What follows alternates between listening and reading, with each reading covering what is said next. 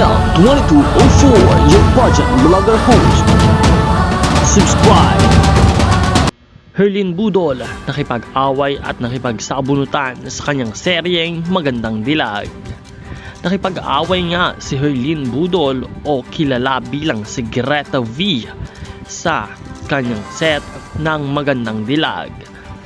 Marami ang humaga sa galing ni Herlin kasama ang kanyang kasamang si Miss Maxine Medina. Intense ang serye, intense ang labanan at ang kanilang away. Kaya marami ang napahanga sa set. Isang magandang acting ang ibinigay ni Herlin at ni Maxine sa Magandang Dilag, kung kaya't umabot sa papuri mula sa mga manonood. Talaga namang hype na hype ang lahat ng supporters ni Herlin nang mapanood ang kaganapang ito.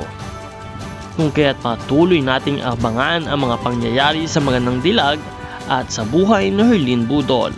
Maraming salamat sa iyong panonood at maraming salamat din sa iyong pag-subscribe. Panatilihin na maging updated sa buhay ni Herlin.